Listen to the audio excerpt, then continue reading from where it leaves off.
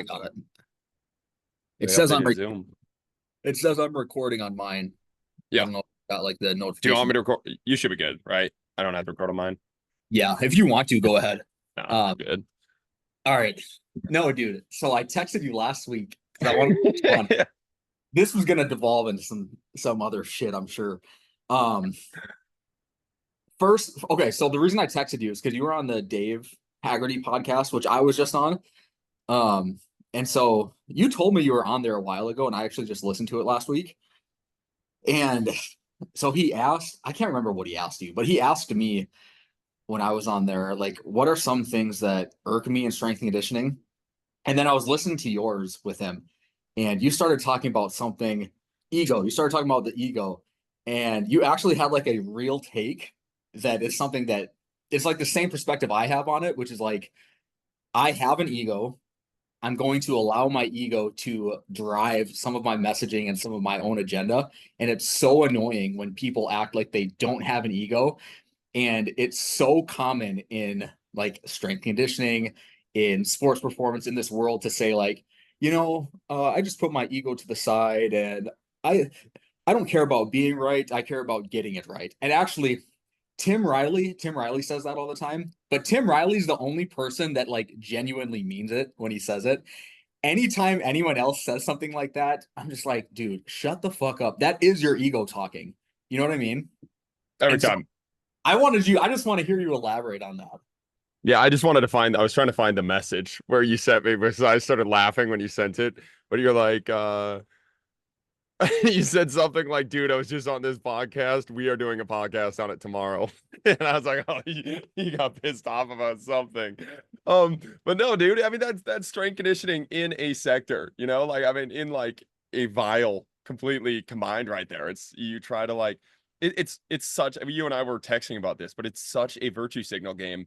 And Mhm. it like, it drives me fucking nuts because people fall for it. It's like we're all playing this like fake game of like, oh, we're doing it for the athletes, we're doing it for this, is doing it for this. Like, dude, I no, you're not. I've seen your stuff. Like, you're not. You're doing it for you, and that's okay. It's okay to do it for yourself. Just admit it, and then you don't have to sit. Because I think that like a lot of these coaches, I feel like they are stuck in such a war with themselves that they have to take it out on like everybody else. You know what I mean? It's like I see it a lot in a college strength coaching world where it's like they can't just admit that their job sucks. Like that they are in a bad situation. And I was in this situation where for the That's the longest other things. Okay, because you're out of college strength and conditioning now. So like yes. I want to hear, I don't know if I've really heard you talk super in depth about like your experience when you were you ever there at Division 1 or were you only there Yep, at yep, Division 3? yep, for a year and a half. Okay. Yeah, just tell me about that because obviously, so I'm still in it. And so I still kind of have this I still kind of see training through this lens a little bit of like I have to kind of get along with the AT, with the sport coach. I'm in the weight room, so I have to solve problems with a weight room lens. And so like you're out of that now. And so just tell me like your whole experience when it was Division 3, when it was Division 1, and now obviously you're like you are out of the matrix and like you really can just do whatever you want. I just want to know all of your dirty secrets, I guess, like for lack of a better term. I want to know all of that experience with you. Well, I think when you were in it though, you even saw it more because you and Jake were the first two to like continually tell me it. But this is why I feel like I can speak on it so well is because I was living it. Is like I couldn't I it's not that I couldn't see the bullshit. I didn't want to see the bullshit because if I saw the bullshit, I would realize like, oh my God, I'm spending my life, I'm wasting my fucking life for people that don't know what they're doing and like not moving a needle, not making a difference. Like, and you can't justify that in your head. You can't justify all the time you spent. And for me, it was a very big goal to become like a big time Division 1 strength coach. And it was like a personal goal for me to become a strength coach at St. Thomas specifically because it was like where I went to college. It was like all these things that I had written on a piece of paper and they came true. And I couldn't face the facts that, dude, this is fucking bullshit. And you're answering to people, especially like the ATs and the administrators, dude. It's like the most moronic stuff ever in the world that we were talking about. And I was sitting in these meetings and I wouldn't allow myself to see it. And How so often do many you have meetings with them? ATs or administrators or Uh, all of it, I guess. I think early on, I went in with like, I'm gonna change it mindset. Like, I'm gonna change this stuff. I'm gonna do it. And I stepped on toes, and stepping on toes just led to me getting yelled at and doing meetings. And like, so I like one of the examples, my first month there was an athlete that, I mean, the practice that he was doing was really dumb. He was a sprinter, or he's a thrower that had never sprinted, and his coaches were having him sprint the like week before nationals, tweaked his hammy. We went into the athletic training room, and the athletic trainers, this is the week before nationals, gave him a pair of crutches and said, "You're probably out for like 3 or 4 weeks." And I was like, okay, like he came to me like crying, bawling his eyes out, and he was on crutches for a pulled hamstring. And I was like, all right, like let's just take a look at this. All we Whose did was take decision was it to be on crutches? Was it his? this random no this random athletic trainer and told him he Okay. was going to be on crutches for 3 weeks. Again, the week before nationals, he's the number one seeded thrower in the nation, right? Like as a, I think I can't remember if he's a senior or junior year, but it's like obviously like a big fucking meet, right? Like this is a big deal. But this is just the incompetence. It's just like they had no idea. They didn't even know when nationals were. They had no like just they just this dude came in. Their prescription was it was always boots, like an ice thing, maybe some stem Yeah. crutches, whatever. Like, and he came in, and I was like, well, like let's just take a look at like what's your range of motions like, and like what did you like tweak it? Did you pop it? Like what happened? And we started going through stuff, and he was like functioning like super fine. The old found out the only thing he wasn't really able to do was sprint really fast. He was able to throw. He was able to do everything that he needed. I'm like, dude, you're not going to be required to sprint at your track meet. Just don't fucking sprint and go throw, and you'll be okay. Ditch the crutches. You can walk just fine. Like, what are we doing? Took a deep breath. He was okay. Goes to his track coach the next day, or athletic trainer. I can't remember what happened, but went to practice the next day. He's like, dude, I think I'm good. Like I was throwing yesterday, feels fine. Like I can compete in this meet. I'm good. And the athletic trainer freaked out on me and it's like, Yeah, I got dude, mad at you. got mad at me. And the guess what the dude did? Got rid of the crutches, won nationals, right? Like, and that has nothing to do with me other than just saying the athletic trainer was a dumbass. But I got in trouble for this dude who was going to be on crutches for all of nationals for no reason other than the athletic trainer was lazy and didn't want to do, but like shit like that. So like I got screamed at for that. I got brought in the head coach's office. I got brought into the administrator's office, and it's like, you're going to lose your job. You're going to get fired for all this stuff. And I was like, what in the world? Like I sat there and like I was an idiot at that time. I was like, what did I do? And like, I What were just you, got to, 23? yeah, 23. 22, 23 at that time. And I was just like, dude, what in the world? So then anytime an athlete came to me from that point forward with whatever an athletic trainer said, I said, fuck it. Like that's whatever. Like, and that was like, and it killed me inside because dude, we would have a dude that like tweaked his ankle and he wasn't allowed to lift at all. We couldn't do any upper body because the athletic trainer said no. And I'm like, whatever, dude, I'm not getting yelled at for this stuff. You know, like I'm not dealing with that anymore. I'm not doing it. So it's like a lot of that. And I see that in the strength conditioning world. But again, I wasn't fully allowed to like see or say what I felt. And that's really what killed me inside. But I Yeah. was just whatever. I'm not getting screamed at for this. I'm not. And that's the thing. I wasn't moving any of the needles with the athletic trainers. I wasn't changing. Like they thought like because and whatever, because they have a degree, they're athletic trainers, they know what they're doing. And I'm like, to me, that's what really drove me into the private sector world. It's like, dude, I like we had a dude with a meniscus, like he um, tore his meniscus MCL, and he had a surgery scheduled. He was going to go into the surgery. He came to us just to look at it, and then we were talking about it. And I'm like, well, okay, if they have the surgery scheduled, and that's what they say. But then the surgeon wasn't able to do the surgery the week after his surgery or after he tore his thing, right? So then he's like, okay, well, I'm just going to train with you during this month because like he's trying to get onto a practice squad. He's just graduated college, has a good shot at doing it. Had a way better shot before he tore his knee. But we went through our training. We trained with him for 4 weeks. He goes back to his surgeon because his surgeon was on vacation too. That was funny. Like scheduled it, and he's like, "I'm going to Paris. Like, I'm not doing you." So screwed this kid. But it ended up being a really good thing because he came back for his post-op before he had the surgery and was going to schedule the surgery again. And they're like, "Well, you don't need surgery." So it's like things like that where it's like, dude, we're just doing so much shit because it's just like you see something wrong with athlete A, and it's like it's just this straight line. And I was like, well, there's probably a couple different ways to look at it. But when I was in the college sector, I was just done. I wasn't going to look at those things anymore because I'm like, I'm not getting yelled at for it, and I don't get paid enough to get yelled at by Yeah. these people that I despise. So you were football and track at Just UST? football. Oh, just But football.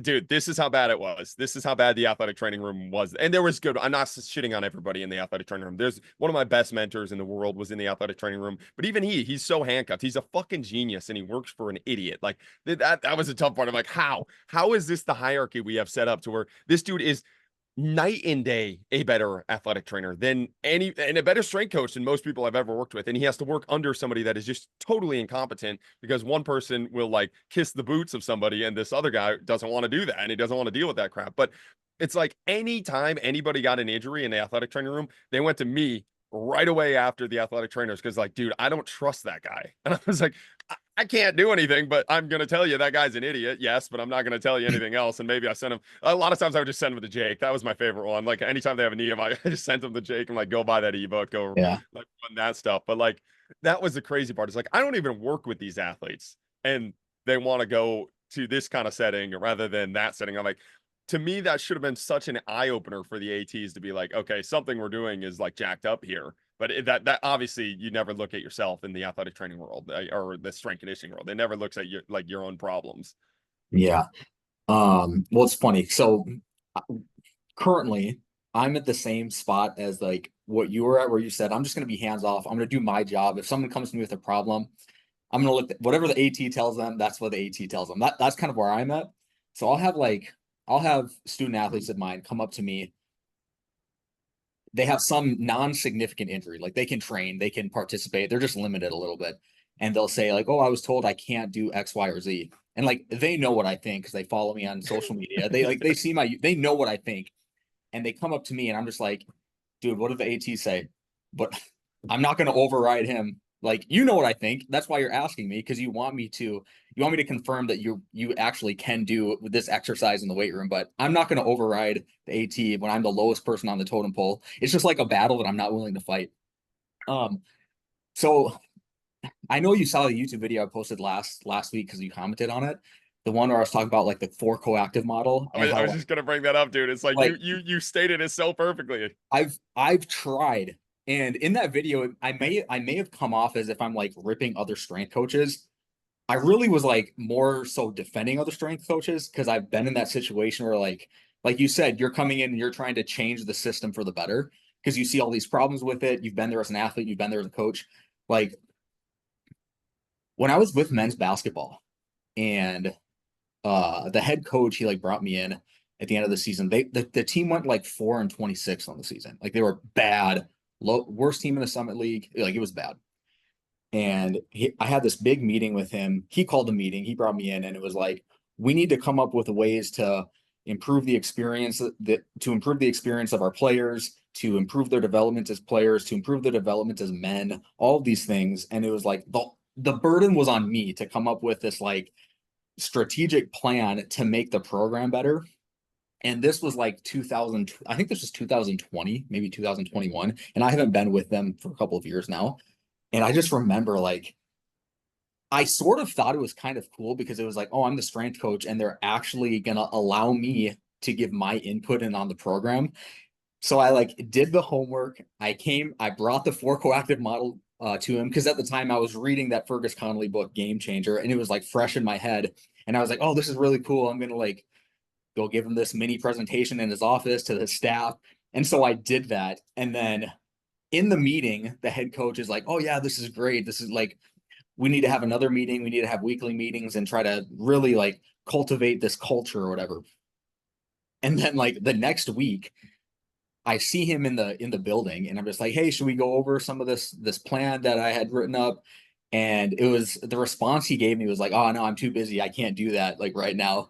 And just like, oh, it's so frustrating because all of these people who are involved in like college strength and condition or college sports performance, administrators, coaches, ATs, PTs, strength coaches, so many people are like, oh, I'm just in it for the betterment of the athlete. It's like, no, you're not. Because when push comes to shove, you're just gonna do what you fucking want to do anyways. And like, oh, it's like heartbreaking. And so like my advice to people who are like young coaches or they're GAs and they want to they want to make themselves valuable in the department.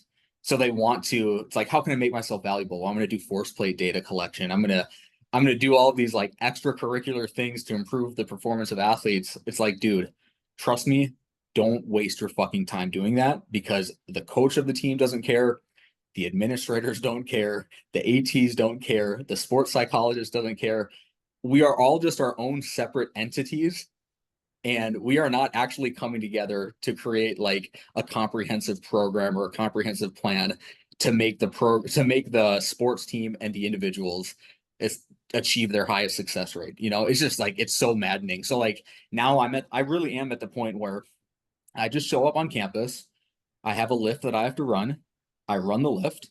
If an athlete comes up to me with some sort of question about an injury or a rehab protocol or what they're doing at practice and they want my opinion on it, I just say, yeah, that's out of my scope. Sorry, I'm going to come in and do the 60-minute lift and I'm going to get the fuck off campus and go home. And oh, it's just, it's like, it's kind of maddening, but it's so freeing at the same time that I don't care about it anymore. Well, You the, know? the, the best the best strength coach I ever was when Jochum Strength finally made enough money to like where I didn't care about the USD salary. That was the best strength coach I ever was because then I was just like, fuck it. They say something like in the meetings, I was the only one to say something, whether it pissed people off or not, towards the end. And especially when I knew I was leaving. Like I just said everything I wanted to say to the athletes. And it's like one of the administrators, and this was obviously during COVID time where they were like, one of the things he told me is like, you're going to do this or else. And I'm like, or else what? Like you take away my salary and I make way more at Yoakum Strength and way more than you too. Like, what are we talking about here? And it's like, if you want to make that, that was one of the biggest things. Like I realized it's like, you can't play their power game. If you play their, like, you can't get stuck in the power game. You have to have something else that elevates you to where you can stand alone. Otherwise, you're fucked. It doesn't matter how much you know. It doesn't matter any of that. Like, it doesn't matter how good of a strength coach it is. Doesn't matter the results you're getting, how good you are at your job. It doesn't. You need to have power in a sense of like freedom to where it'd be like you can Yeah. tell them to fuck off. And if at the end of the day they do fire you, which they did me, it's like okay, like what, the hands free. Like you guys go do you. I don't care. All right. So I have two questions for you. Um, answer this in any order you want. So like I've heard you talk about how you used to do like the formal dynamic warm-ups when you were with UST. Obviously, you don't give a fuck about that anymore.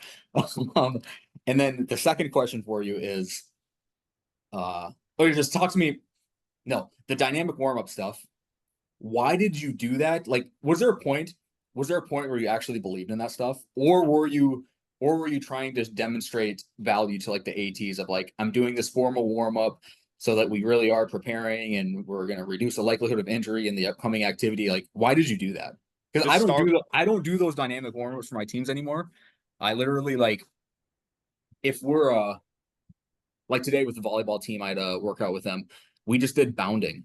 We just did stationary single leg bounding, and I gave them different patterns. And like that was the warm up, but I didn't do any sort of like knee hug lunge. I don't do any of the knee hug lunges, lateral lunges, scorpion stretch, all of those things. And so now no one's ever questioned me on it since I've stopped doing the dynamic warm ups with the groups on campus.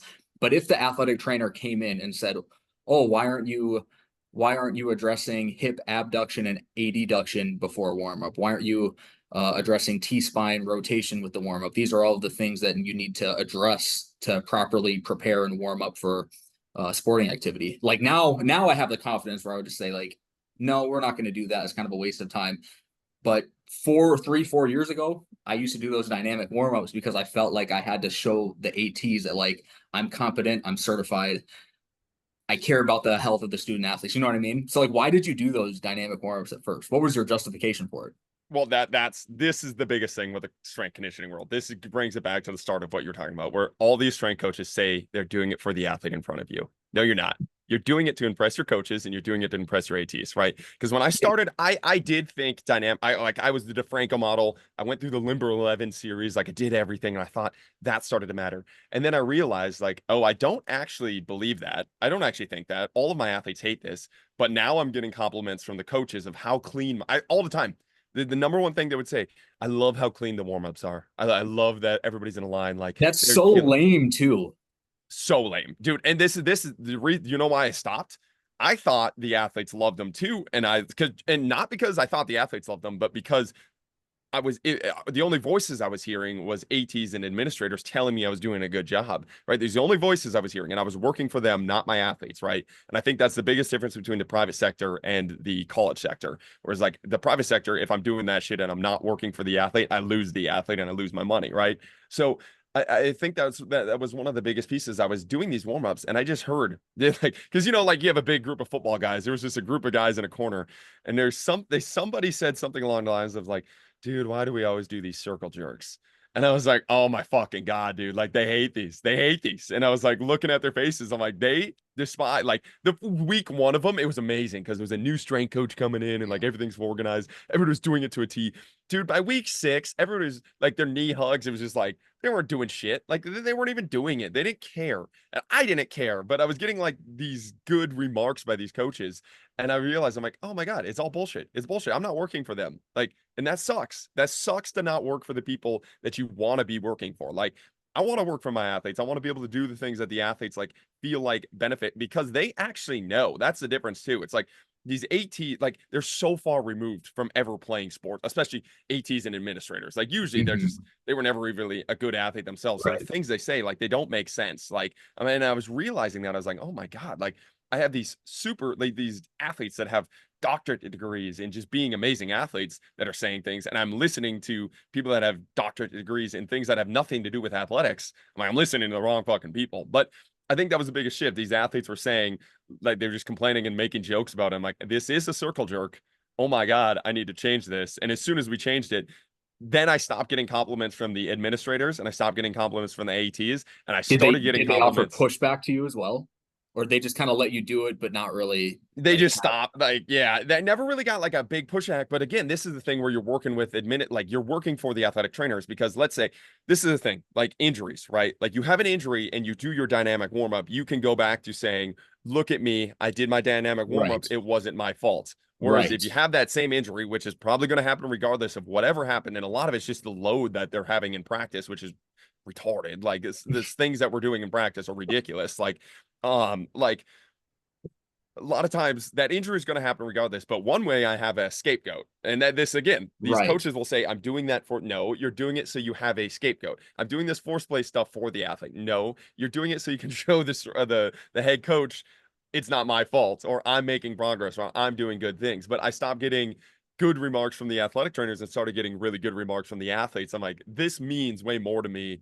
I don't give a fuck about what they're saying. And we were getting way better results. Like the athletes were getting faster. They felt way better on the field. We were actually having less injuries. But again, when you did have an injury, and again, it's a contact sport, they could come back and say, oh, why aren't you doing these things? Why aren't we doing that? And it's like, dude, that wasn't going to prevent that 230-pound linebacker from Yeah, destroying that dude. Like, what are we talking about? Maybe if the left tackle blocked him, we would have had a lot better chance of not getting injured there. yeah.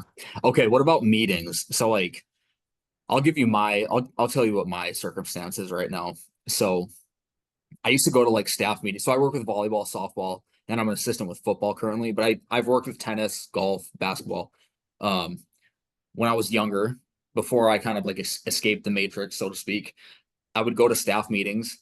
I wasn't involved in staff meetings, but I would show up and just like sit there in silence because like a good little boy, I was showing up on time. I was involved, so to speak. I cared about what the program was going through.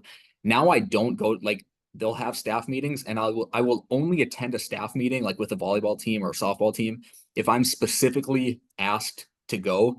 And then if I'm specifically asked to go, I will make sure that I ask, what's the purpose of me being there? Like, is there a certain topic that we have to discuss? Because if not, then I'm just going to be like, well, do I really need to go? And then usually if you kind of push back that way, like with the volleyball team, if I say, is there really a reason for me to be here? Is there a topic we have to discuss? And if they say no, or if they say, well, there is, but we can just do it right now, I'm just like, all right, what's the topic we can kind of figure out right now? And so like, yeah, but before I would just like go like a good little boy to these meetings and pretend or like, yeah, pretend, act like I'm a part of the program, act like I'm part of the team, but I'm not. And it was like you just go through it for years and years and years of not really being respected by coaches and ATs who are in these staff meetings because they're all discussing like parts of the team that you're not actually involved with. You're just there. You're like a fly on the wall. So that's where I'm at now. So I like now I really just show up to campus if I have a lift and then I leave. So like with meetings at UST, did you have to go to a bunch of like football meetings and all the discuss time. discuss pre-practice, post-practice, all of that kind of stuff? Dude, when I started, it was meetings and I would go to every practice. Every practice. Dude. Dude, I went to my first, yeah, fall camp 2018, my first year as a coach. I was an assistant with football. I went to every practice during fall camp. I would either stand on the sideline and do nothing, or they would like use me as a dummy. Like they would have, hey, Will, come out to the 45-yard line, stand at the hash here, and then take a step to the right, take a step to the left, and when someone like runs to you. Like, and I was like, why am I doing this shit? It really didn't hit me until a few years later, once I like got in contact with you and Jake and all these other people who we're all kind of like going through this like escaping the matrix. I keep using that term, escaping the matrix together. And I look back on it and it's like, that's so embarrassing. It's humiliating. And Dude, the game days. Did you have to go to the game days? yes, Dude, I had to go to, I still have to go to game days. Actually, I have a new boss, so I don't know if he's gonna require me to go to game days this year, but like, yeah. But speaking of that, my first couple of years, I had to be there like 3 hours early. This past like 2 years, I didn't have to be there till like an hour before the game. And I had recruiting duties, but then I kind of get got out of doing the recruiting duties like the past couple of years because there's no need for me to do that. I'm not really representing the university. I'm not really representing the football program by showing up wearing a polo and giving them a tour through the stadium, before the yeah. game. But yeah, Dude, sorry, go ahead and give me your experience with that. no, I didn't even mind the recruiting. It was just like they wanted me to be like a rah-rah get back guy. And I'm just like, that's Oh, just not who I am. Like, and that's the thing. The players know it's not who I am. I'm with them every single day. And it's like, do you want me to just it's not helping anybody. And now they're just like this dude. I'm like, they like get the energy up. It's like so you kind of do it like half-heartedly, like half-heartedly and everyone they knows. know it and I'm just like what are we doing here and it's like and that was the most I mean you're talking about embarrassing. It's like you spend so much time perfecting your craft and I wanted to be there for game days. It wasn't like I didn't want to be there for game. I didn't want to be there for practice. That was so pointless. It was like what are we doing here? You're not are not in taking my input anyways. But it's like Exactly. the game days is so embarrassing. It's like, why?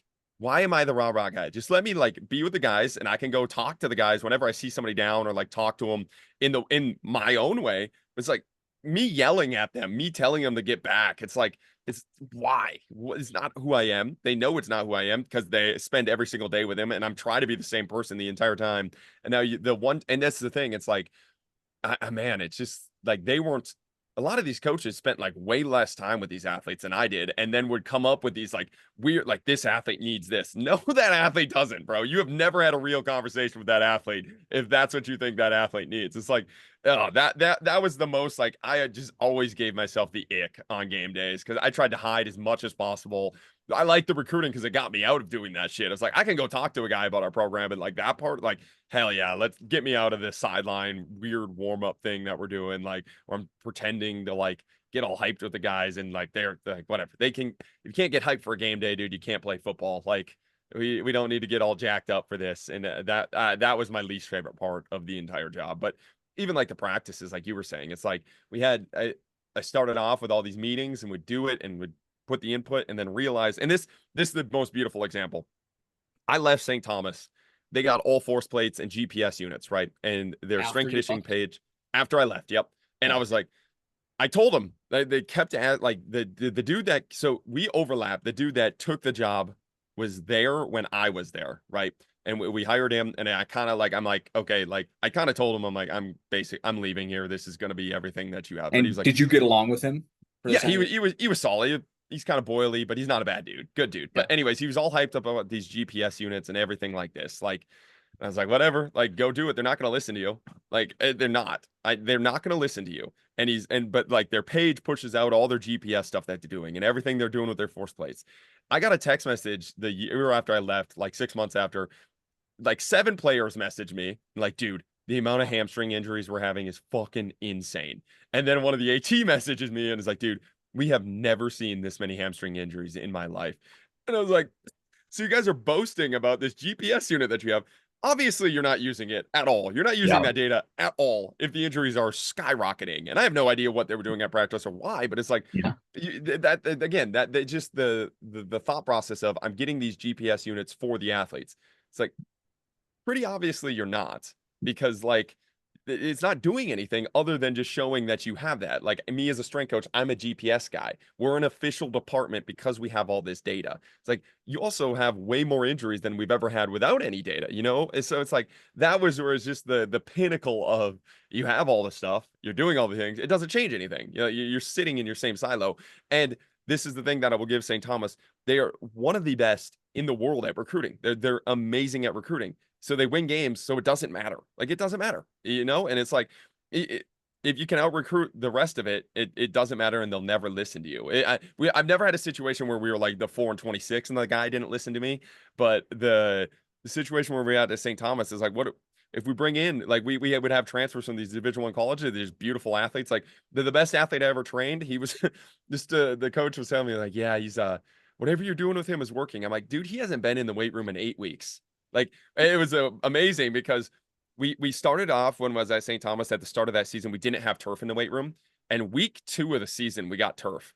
We were preparing for the conference championship, so it had to be week 10 or 11. He comes into weight room and is like, dude, this new turf is amazing. I'm like, new turf, dude, it hasn't been here. It's been here for 8 weeks. We got this week 2 of the season. It's like, but I was getting compliments about how this dude was playing. I'm like, I haven't touched him. Like, we haven't done anything with that guy. Like, so Yeah. it's just a lot of like weird things like that. But again, I just don't like the strength conditioning and AT world where we like wrap it up into it's all for these athletes, and I'm doing it for the out of the good of my heart. It's like, dude, just admit these things. And then once you admit them, I think it gives you a lot of freedom to actually go Yeah. like do the things that you want to do and be with the athletes. But Yeah. I think once you are stuck in the you can't admit that because you don't want to admit it to yourself that all that time is wasted. Then you Yeah. get a lot of resentment towards your job. And then you know who that resentment isn't taken out on the administrators of sport coaches because you're their bitch, right? Like that resentment is taken out on the very athletes that you say you're doing it for. And then you're just a dickhead to your athletes all day. And I'm like, Yeah.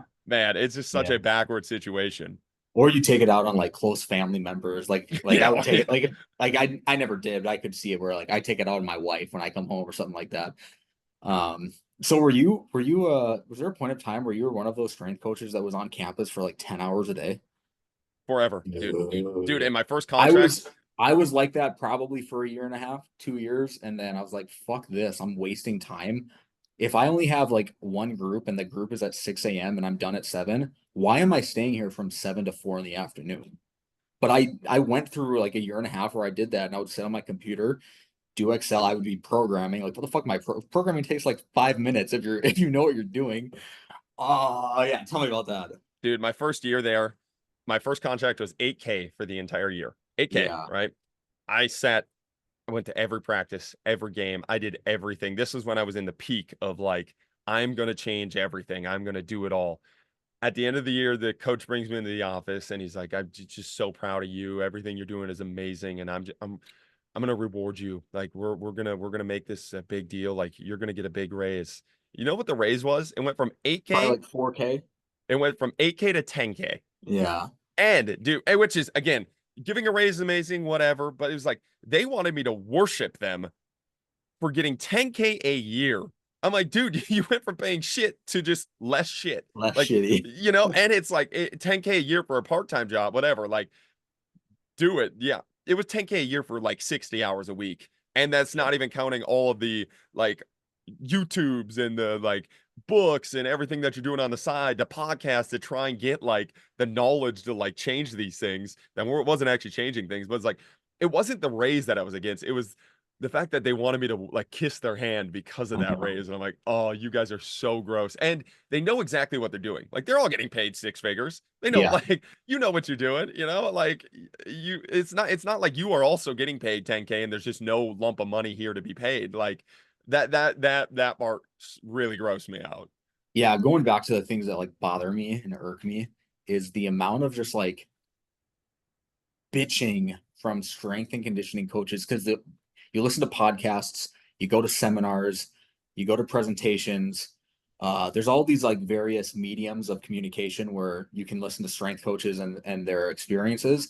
the thing that really bothers me a ton is the amount of bitching that they do about how much they work. And it's like, I don't work more than 20 hours on campus. Don't fucking complain about the amount of time you're spending. Like today, I had one softball group at 6:30 in the morning. I was done at 7:30. I came home. Like, you know what I mean? But like the so many strength and conditioning coaches will spend the time on campus just to like show face. I don't even know what they're do they think they're being productive? Because my coworkers, dude, my coworkers will spend 8 to 10 hours on campus doing God knows what. Like I'll see one of them, his office is above the weight room at one of the buildings I'm in. He's in there like nose deep in his computer on his laptop. I'm like, dude, what are you doing? You really think you're being productive? Do you really think the work that you're doing is actually productive in a way that's going to like make a change to the athletes that you're working with? Are you really that like particular about the programming? Like are you debating with yourself whether you should program 77% or 78% for a back squat? You know what I mean? Like why are you wasting so much time? That bothers me. And then yeah, because then strength coaches will complain about how much they're on campus working and how little they're getting paid. And it's like, yeah, you're not getting paid very much. Stop spending 12 hours on campus when you don't have to. That really bothers me. Well, and the thing is now I make a better program in 10 minutes now than I did in 10 Yeah. hours like Oh, 5 for years ago. sure. You know, like Yeah, I for think sure. that's a big part of it too. And like I had to like realize that in my head because like I have like I'm sure you have this a little bit too, but it's like maybe you don't, but it's like that work, like that grind mindset that you had, like that made you a good athlete. And it's like I do Yeah. all of that, and I'm like, fuck, should I And be doing? I appreciate that mindset though too. But like people abuse it, if that's the right way to talk about it. You know what I mean? Sorry, I cut you off. No, no, no. But it's 100%, and it's like I had to get over myself. I'm like, dude, that program you just made in 10 minutes is way better than what you spend 10. You just don't have to spend 10 hours doing it anymore because you don't suck at it anymore. You know, and I think that's I don't know if that's a confidence piece or if it's actually like investing in the ability to make a program in 10 minutes that is good. Maybe it's like maybe you just like spending 10 hours on a program just tells me you suck at programming. That's all that tells me. Yeah. You know, it Yeah. doesn't tell me that you care about your program. It just means it tells me you suck at it and you're not very good at it. And I've been there before, but it's like I don't have to do that anymore. And now it's just getting over myself and be like, you spent the time to not suck at making programs now, and it's okay to make the program in 10 minutes. Now go spend your time doing things that are way more productive for either your athletes, yourself, and if For you're a better, yourself. like, yeah, I think that's a thing. Like, if I'm a better version, like when I play softball, I'm a better version of myself, and I'm a better version of myself. I'm a better coach, and I'm just like a less crabby, angry person because my life doesn't suck, you know? Like I'm Mm, not I mean, my life doesn't suck, so I don't make my athletes' life suck. And I can go and hang out with my athletes and we get amazing sessions done every morning without having to like resent every second I'm there. yeah. All right, gonna move on here. I'm gonna pull something up. I hope it's So what I think it is. so we'll get there. Uh so Cody Hughes put this tweet out and it's totally true. Let me pull it up.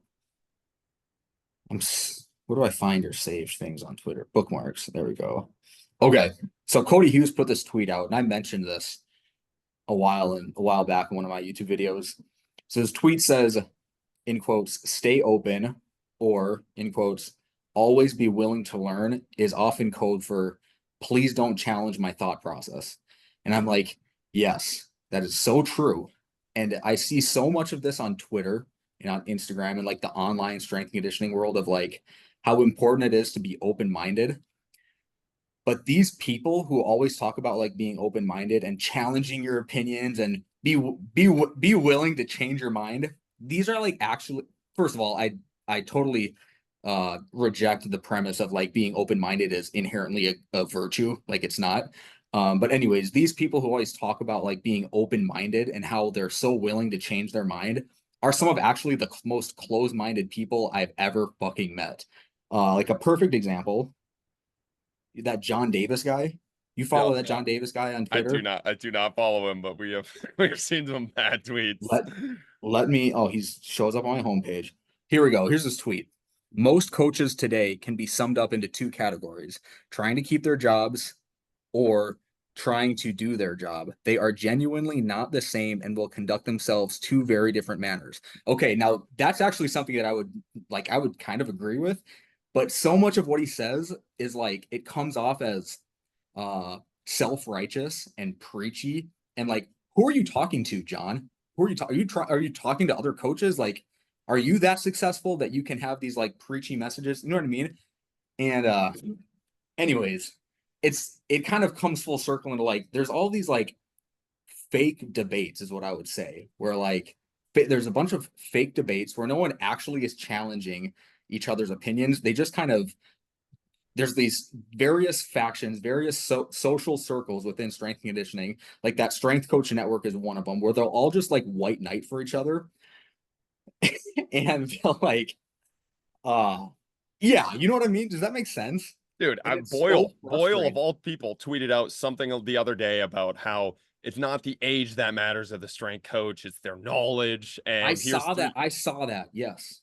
and he had something else the other day. It was like, I'm always open and looking for more source. I'm like, no, you're not, dude. You have blocked the most people on Twitter that I know. If you block people on Twitter, you're a pussy. Like, that's just telling Okay. me you need an echo chamber to like because you can't handle so and that's the other thing. It's like you block them or you just say you just write them out. It's like, oh, the big thing is like they're a troll. Like they're just troll. Like no, Okay. So let me interject here. So this is one thing that I really appreciate about you. And now I'm just dick riding you, but I really appreciate that you don't personally insult anyone. You will bring up someone's name in a video or in a post when you disagree with them, but you make counterpoints to what that person's saying. You don't personally insult them, but then the people that you're like counterpointing, you're making counter arguments against, like Boyle, they take it as a personal insult, but you didn't insult him. And then that's when like things get messy. You know what I mean? And then you have people who white knight for Boyle. And so I'm going in so many different directions. So you had that kind of like, for lack of a better term, beef with Atlas Power Shrug, right? And it's like, I'm friends with you. I'm friends with Atlas. I'm not just gonna go and fight your battle or his battle when you guys are like arguing with each other, you know? And like there's people who will just like there's people who would just go white knight for people in that situation. Does that make sense? yeah, So like the Lima thing, Justin Lima. Nick DeMarco was offered to debate with me. He declined. So then Justin Lima invites me on his podcast because he wants to be the representative of the anti Will Ratelle opinion. I go on his podcast. He, I'm assuming he, I don't want to attribute bad faith or malicious intent, but I'm assuming he didn't perform in the podcast the way he wanted to perform, and that's why he's not going to release it. But he's going to play this facade of like, oh well, it just wasn't a very productive conversation, and I really just wanted to be open to your ideas, and it didn't go very well, and that's why I don't want it out for public consumption. So like, Nick DeMarco refused to debate me. Justin Lima wants to come in and white knight for him. Is unhappy with his own performance and now won't put it out because he doesn't actually have confidence in his own ideas. yeah. Well, have you told the people the backstory there of how you DM'd them and like Yeah, I'll pull that up quick. I'll pull yeah, it up. because that I mean that's wild. And again, I don't have anything. I've never beefed with Lima yet, but it was like, man, that is that is one of the grossest things I've ever seen. Like the public will tell you if it's like I've seen that a couple times, and a lot of times with you, where you are very good at like if you disagree, like let's debate live. And you've so many times people have told you that's not good for the public, or it's not. It's It's like, amazing for the public. It's good for the audience. It's good for the two people debating, and it's good for the people who are in the audience spectating it. dude, where they say it'll hold the field back. It's like, Fred oh Duncan my told you that. That's what Fred Duncan said to me. I see that so many times. It's like, no, like how dumb. It's just, it's almost like an insult to other coaches. It's like, how dumb do you think they are? Because somebody disagrees with your point that it'll hold the field. What are you talking about? Like, oh man, it grosses me. I mean, it was how the whole COVID situation was handled too. It's just like, instead of listening, it was just like, nope, like we're right, you're wrong, without any like factual points. It's like, if you are so right, you should be able to go on that podcast and be right away. These are my points. You like you're gonna sound like a dumbass. and you've seen debates like that. Like, I mean, I think the Joel Yep. Seedman with Kier one was a great example. It's like, Mhm. and that's why I like bringing people on the podcast too. And I never really bring people on with a bad faith, but it's like Right. somebody like Boyle I brought on because he asked to come on the podcast, which I was like, I had Yeah, you already got to disagreed. make sure everyone knows that too. Yeah, because he tried to pull that card. He's like, you tweeted something like, I hate when people ask you to come on their podcast and then they should like, no, Boyle, you emailed me about that and then came on the podcast. But it's like, I'd like to see, is there actually something there? Because there's something interesting. You're really good at the short form. Is there something behind those ideas? And a lot of times you bring them on and there's not. And then the audience knows that and you can realize really quickly. But in the debates, it's the same thing. If there was actually something there, in 10 minutes, the debate should be over. You should be able to like state your facts. They're going to say theirs and they're going to sound like an idiot if you're so right. And it's like the fact to say it's not good for the field, that's just telling me, no, you don't know how to defend your points. Or like in this case, like he actually tried to and it didn't come out the way that he wanted to. But it's like, I don't know, that's very cowardly to me to Yeah. say I'm not releasing it because it's not good for the field. If anything, just say I felt I sounded like a dumbass. I need to redo this. I respect that more. Like if it Yeah. just, I sound like a dumbass all the time. I say dumb things all the time, whatever. Like, but I'm still gonna post it out there. I'll sound. But that's the ego thing. I'm okay with sounding like a dumbass. Everybody sounds like a dumbass. I think that's I'm trying to like work on a like rule, but it's like these coaches that don't have long form content or like they struggle with long form content. You realize why? Because they Why can't. that is. They can't. Yes. They can't do long form because there's Yeah. nothing there, you know. And it's like you hear. I mean, I don't. Fowler when he goes on podcasts. It's like you realize really quickly why he doesn't do long form content. It's like Has it's he been bad. on many? He tried to do his own podcast. Somebody sent it to me, Oh, and it was like this is why. But like there's nothing there. That's why there's no long form content. It all stays in the short form. It all stays in writing. And I realized I had to break out of my own. I was writing and thinking about this the other day. It's like I had to break out of my own writing style because I was so comfortable there. It's so easy to type. It's so once you get yeah. good at writing, it's so easy. You have so much time. You can autocorrect everything. You can make it sound so smart. You can do whatever you want. You can craft any story you want in writing. It's like I needed to find a different way to like grow my communication style to where like I'm more on the spot and it's like more real and I'm not like crafting everything. And I think a lot of coaches get stuck in the short form, just type like use your pen as a weapon, use your pen as a sword. It's like is there anything past that? Anything past your pen? And for a lot of people, there's not. And I don't know if that's because they haven't developed a thing past it and there is something, but a lot of times you bring these people on, it's like, oh, you're just really good at like crafting a story up about what you're talking about. Yeah. All right, ready for the messages between me and Lima? Yes. All right, so this is May 10th. May 10th. He says, "Good morning, brother. If DeMarco won't talk to you about the different planes of motion posts you made, I will. I'm super interested in to hear you talk about it. We could do a whole CMW, which is Cheeky Midweeky. That's the name of his show. We could do a whole CMW on it if you like. Thanks for considering." I said back, LOL, he declined a debate regarding the efficacy of Olympic lifts. Yeah, I'll come on and talk about anything. The post from yesterday, I don't have much to elaborate on, so that wouldn't make for a great pod, but I'll talk about anything. He's like a 13-year-old kid. He goes, bet. Let's talk only lifts and then all things life. And I said, sounds good. And I said, next week I'm pretty booked, whatever, we can come up with a time. And again, he said, bet. Bet. End of May works, actually, maybe even June. Shit, you could interview me if you want to on your show. And I was like, I don't have a show. So I don't have a show. Then I said, I'll shoot you a message next week. And he said, no worries. I don't know if you hear our show. It's super laid back and we're just talking. You would be great. That's what he said. You would be great. And I said, yeah, I've listened to a lot of them. That was my response. And they said, nice, thanks for the support. So like a week goes by, and I said, what's the rest of your week like? Because I'm actually trying to get this scheduled. I said, what's the rest of your week like? I told him I'm going on Guadangos. And I said, I have like personal sessions I'm doing, trying to come up with a time with him. He said Friday would work best. I said, okay, what's your status? What's your status on that Friday that he said would work? And he said, oh, like I can't do it today. And I said, okay, can we try to nail down a time for next week? And then eventually, like we have this back and forth and we come up with a time. Then the day comes and he says, do you have a link for the show today? And I said, I can send one over. And he said, okay. And I said, don't you want to host though? And he said, oh, I thought this was for your show. And I said, I don't have a show, but I can use the content too, because I want to put this up on my YouTube too. He goes, bet. I'll send the link then. So then he sent me the link. And then we did the podcast. And then I don't know how many times So after the podcast, um, I said, "Do you have the recording downloaded?" He said, "No, I do not." I said, "Okay." That was June 4th. June 7th, I said, "What's the status on that podcast?" And he said, "I have at least 12 others filmed prior, and I am 3 weeks out already. So it will be a while." So and I said, "I will post it because I want it for my YouTube channel." And then he said, "I will get it, no rush." Lying. He's lying to me the whole time. So then last week I sent him, "Hey, send me the all the shit, the screenshots I sent you. Hey, send me the recording that we did back in June." And he's like, "No, I don't want it out for public consumption." I said, "Why not?" And he said, "Because it was circular talk that went nowhere."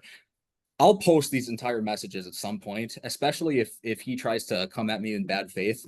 I'll post them. But yeah, that like it goes back to like there's all these like fake debates because he had Garage, Dane Miller from Garage Strength. You Yep. know that guy? Awesome dude. I've talked to Dane a few times now, and he plays the game of like silly thumbnails and clickbaity titles, but the substance of what he says is like actually really good. And so Dane made a video on YouTube about his problems with college strength and conditioning, and he made a lot of really valid points. But Justin Lima made a reaction video to him countering all of his points and he was like pretty heated in the reaction video to Dane and was like, "I want to have this guy on. I do want to debate him." And then Dane came on and Justin didn't like have any actual challenges to Dane's points. And it was like, "You said you wanted to have this debate.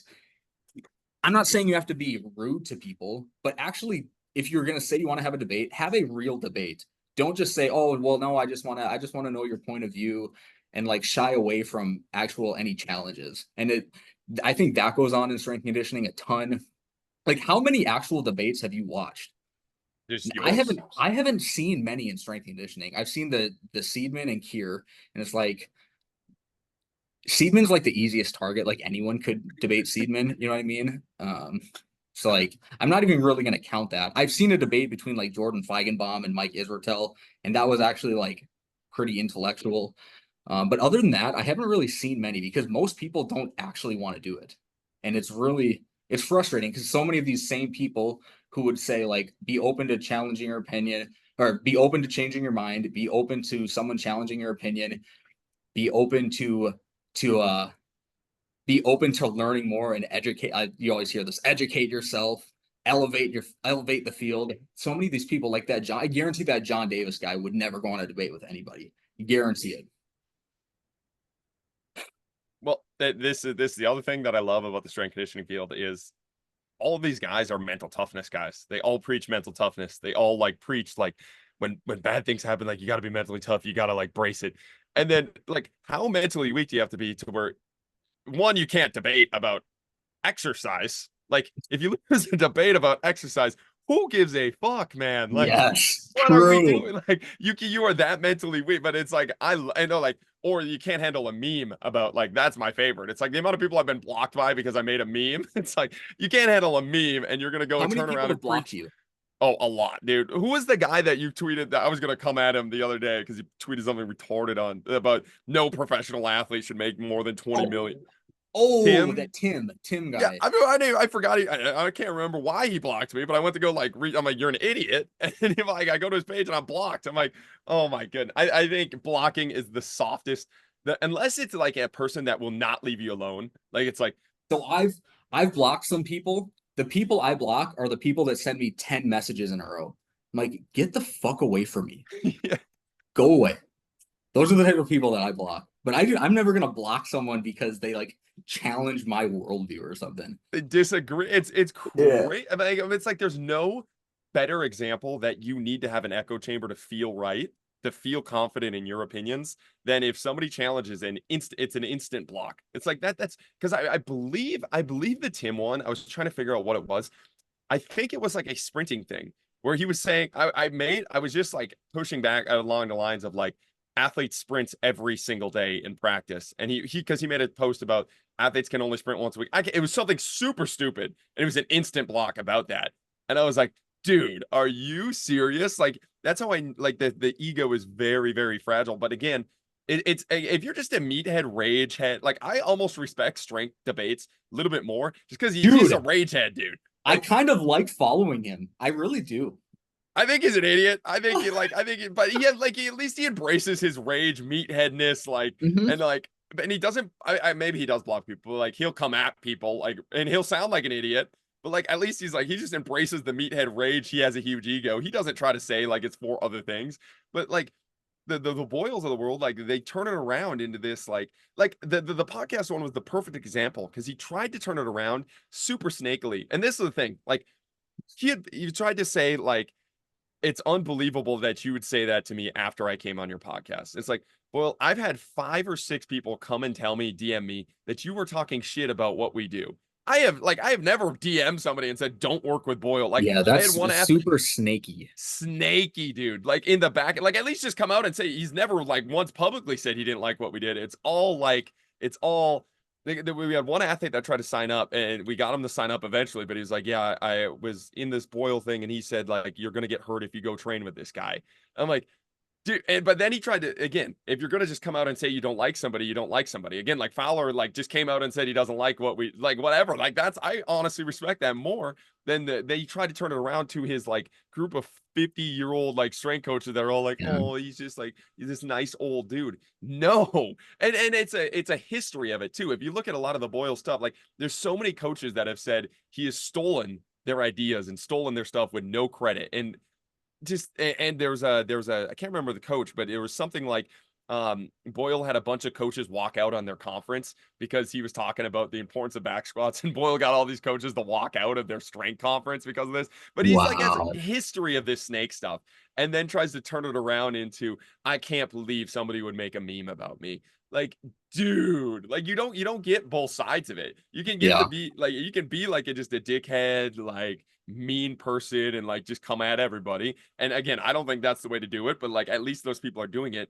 Or you can be like the nice person, whatever, but you don't get to pretend to be this person while you are this person in the back end of everything. And I think a lot more strength coaches do that than we even think, you know? And I'm it's like sure. it's yeah, I was yeah, the strength coach network guys. I know they were talking shit about when I left St. Thomas because of the COVID stuff too. And they're like, none of them were saying it to me, but like they were all messaging me and telling me good stuff. But then I was sent screenshots of them like, okay, well, like what the fuck did you think was gonna happen? Like all that stuff. I'm like, dude, it's like at least just be real. Just be a real person, you know?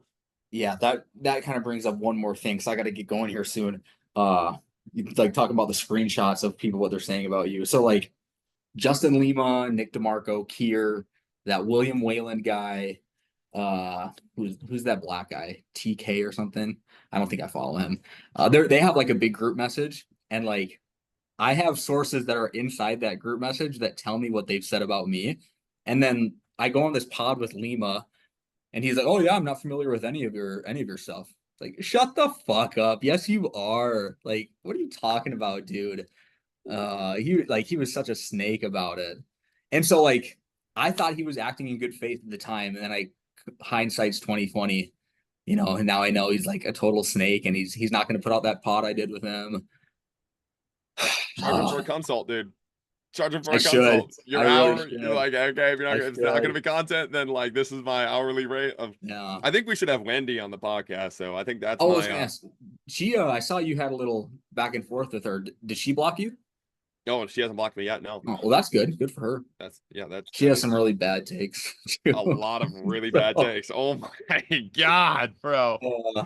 14-year-olds, bro. The amount of messages Jeremy Frisch just messaged me today. Some of the He's stories that she says are just, there's no way they're real. It's they're like not real.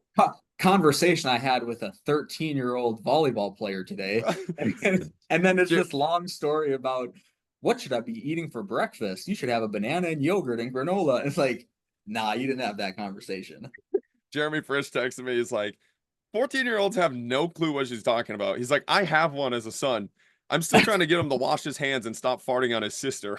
I was like, Exactly. dude, but like when you post that stuff, I'm like, I know you haven't worked with 14-year-olds because I work with them every day. They're morons, bro. Like Yeah. if they show up to training I'm amazed. I'm like just happy there. Like we're talking about like we need to shame them for not eating the perfect breakfast because they're going to become a professional athlete. I'm like, Or what are you you they talking don't about? walk into the weight room wearing their Nike shoes, they're wearing Crocs or something. Well, and then again, it's wrapped up and it's just tough love for them. It's just tough love. Oh, It's like, dude, no. And it's I you got all it. you also have the survivorship bias there too, where it's like guys like you and me when we're 14, if we're in that mindset, we're just gonna be like obsessed and tell her Yep. everything. And then she's like, oh yeah, that 14-year like that 14-year was gonna listen to you regardless. The 99% of people that you could actually shift over into that mindset with better information by not being a dickhead to them, they're not gonna listen to you.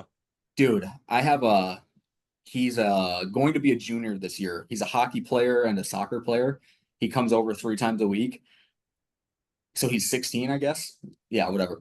He shows up wearing flip-flops, and then I'll ask him, where are your shoes? And he'll say, oh, I guess I forgot them today. And I'm like, all right, I guess we're just gonna train barefoot. Cool with me. Like, I'm not gonna kick him out for that. What kind of crazy is like what? Oh, He's showing up dude. the lift, like Dude. he's showing up the lift. Most 14-year-olds aren't doing that. Most 15, like I'll deal with the shoes. I Oh, had somebody tweeted that they just one of the big time Division 1 strength coaches tweeted that out the other day. It's like I'm just laying down the law. He's the dude that is worked with that Jordan Love. Burgles? Is that who it Burgles? was? Yeah, Yeah, maybe. yeah, yeah. I'm not sure, but it was one of those guys. He had a huge post. He's like, again, it's all wrapped up in tough love and all these things. It's like, no, it's not. That's just your ego getting in the way and you wanting to feel more important, which I don't know. It's just I'm past that point. Whatever. Yeah, Like, I don't know. yeah. All right, dude, I gotta get going. I appreciate you coming on and letting me vent and maybe giving you a chance to vent too. But Yeah, we need it. I just needed I'm those gonna DMs hit the shared. stop on the record here.